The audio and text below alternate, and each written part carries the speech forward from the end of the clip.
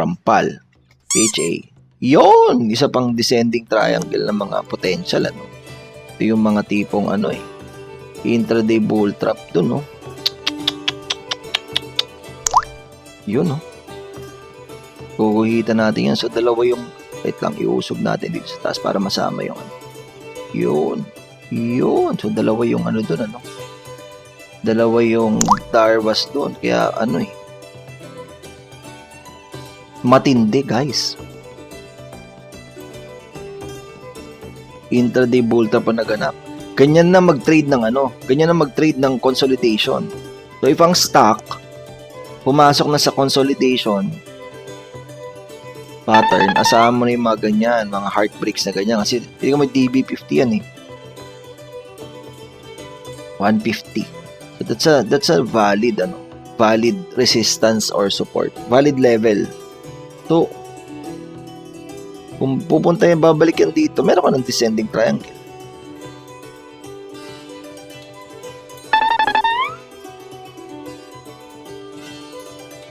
So, DB50 pa rin yung magandang breakout point. RSI, oh, humina na yung buyers. Payaman! Payaman! Payaman! Payaman! Payaman!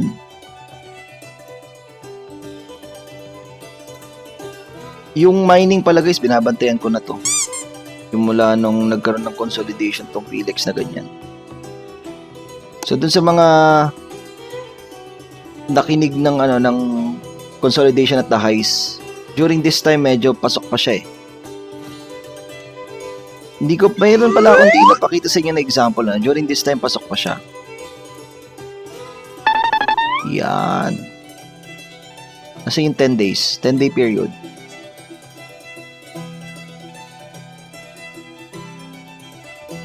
Parang dito, ano? Ito, ayan na, nawala na yung ano, kasi bumagsak na ito, bumagsak na rin to. Ito, during this day, bumagsak na rin siya. So, kung hindi ka umattend ng TRX forum, naku po, hindi mo magigits yung mga pinag-uusapan natin. The issue here is, ganitong consolidation at the highs, kapag ka nasa downtrend. Kasi, kung saan siya nag-consolidate, usually nandun yung ano eh, nandun yung may resistance, maraming resistance dito. Ano ba resistance dito? Ayun, oh. Ayun, oh.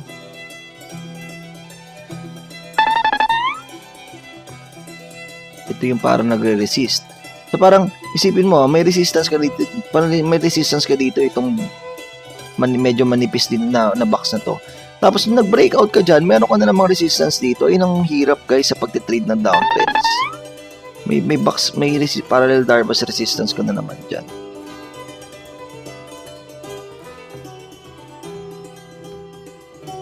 Diba? So, hindi na natin kinailangan i-plot yung Fibonacci kung anong naging confluence yan. No? Pero ba't dito pa lang, malalaman na natin, no? Na maraming resistance. Kaya malaki yung chance ng consolidation na tayo sa mag-fail. So, i-plot natin itong Fibonacci nito. Tingnan natin kung anong support nito.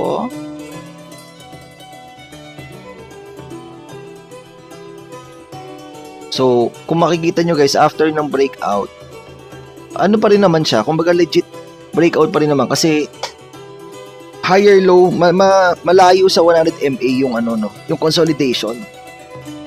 Pero pagka mga ganyan, inaantay lang natin ng breakout kaya nasa watchlist natin tong Philex.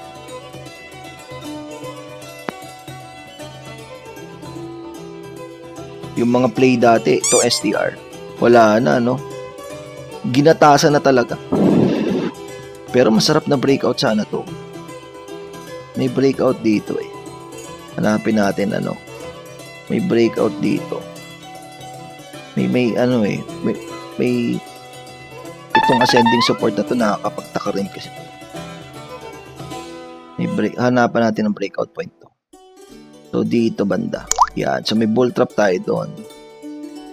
So gawin natin tong dotted snacks. Dotted premier resistance. Dito ito gawin natin tong hindi dotted. Boom. Para makita niyo yung significance sa mga levels. So, pagka ganyan, ito pagka mga ganyan guys, binibili natin yan intraday. Intraday breakout yan. Mabilis to eh. Mabilis tong ano eh. Mabilis tong STR. Pero, gatas na rin to eh. Yun.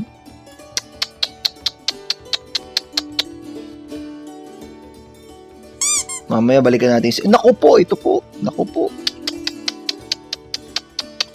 So, meron ditong ano, no? Nag-resist. Itong box na to. I-plot na natin siya sa Wix. Yun.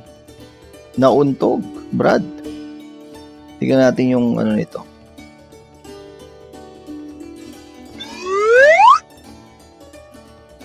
Yun. Overshoot ang naganap. Overshoot, parang ano to, parang IS to, parang BHI, ganyan ang mga overshoot moves. Yan oh.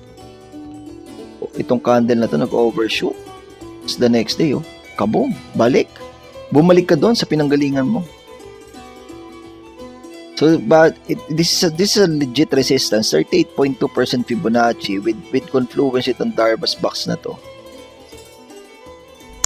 Tapos, hanapan natin to ng valid support. So, we're just gonna plot Fibonacci here. Bumalik dun sa ano, no? Sa old box. Ito yung mas ano eh. Itong box na to eh. Bumalik.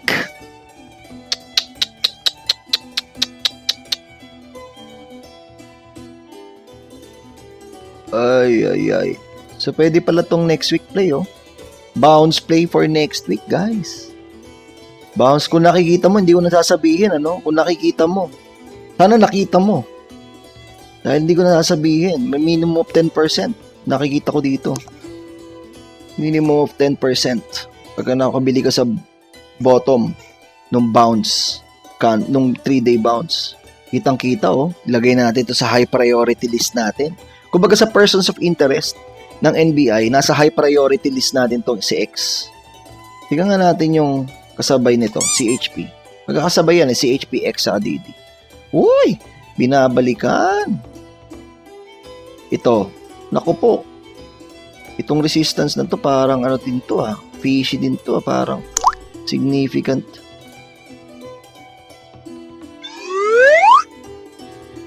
Uy! So, may 61.8 pala ito eh. Tama ba pagkakatama naman? Yun, no? Significant. So, valid ang pag-retrace.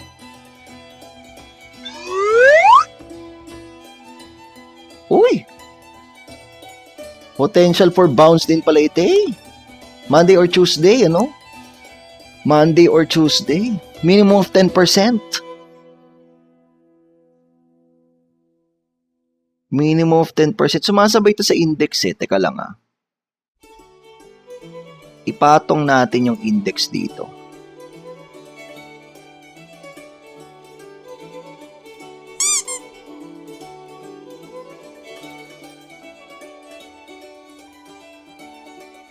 Patong natin yung index. So, yung index, talang wag yan.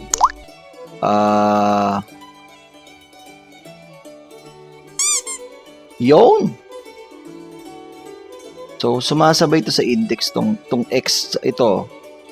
So, wait lang 1 month tayo, 1 month. Para, yan! Hindi, 2 months naman, 2 months. Yun! So, pag up yung index yung nandun sa ilalim yung kulay red and green.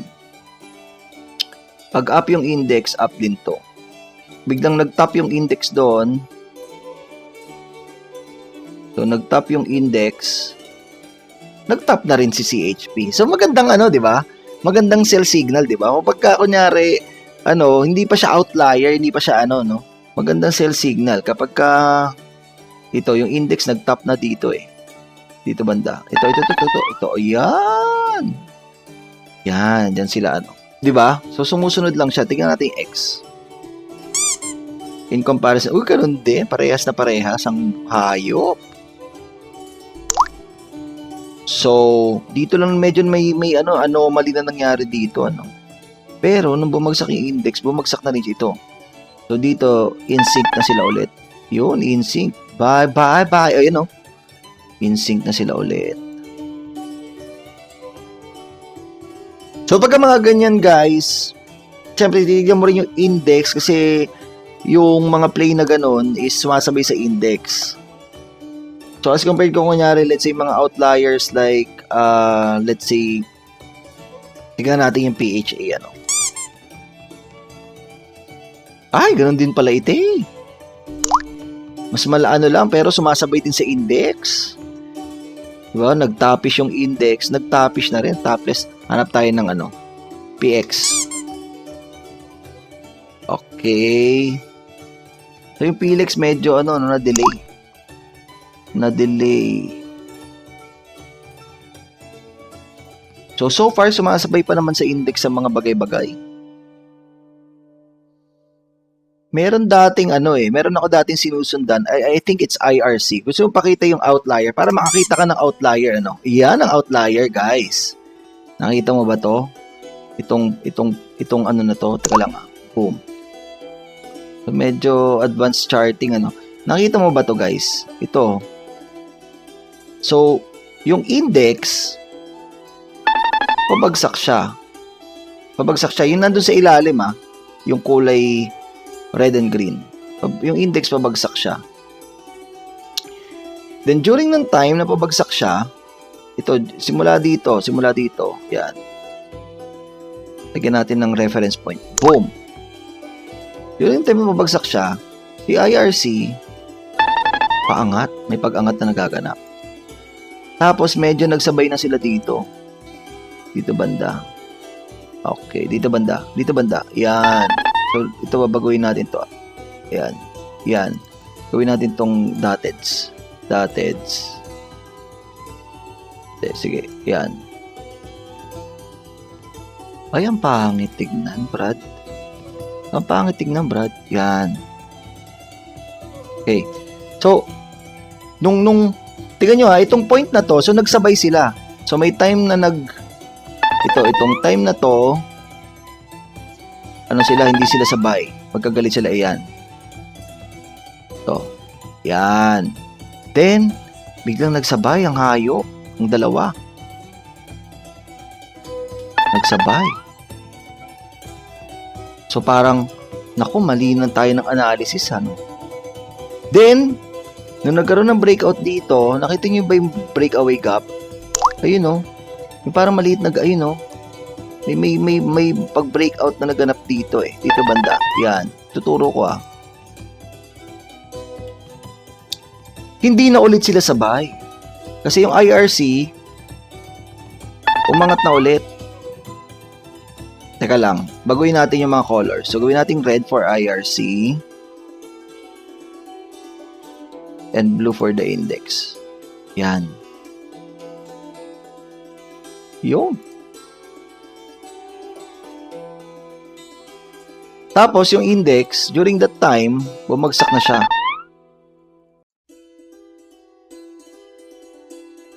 Okay. Ito, IRC to. Gawin natin tong red. Dito lang sila nagsabay.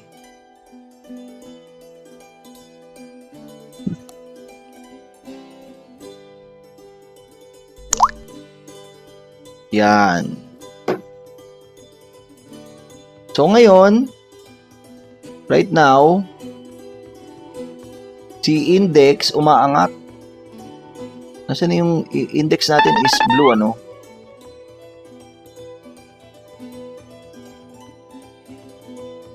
Kaya pala si IRC, bumagsak.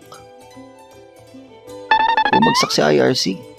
Or nagsa-sideways in this case, Pero magkaiba pa rin sila ng trend. So, ito yung mga points of natin. Ito. Nag-double bottom yung index. So, dito sabay sila. Yan. Ayan ang mga periods of comparison. Oh, wait lang. Okay, dito banda. Yan.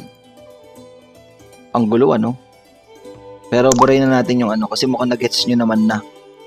Yung kung kailan siya naging outlier. Ay, kung paano siya naging outlier. Yan. So, binubura ko lang para mas malinis yung chart natin. Yan, ayan ang ano.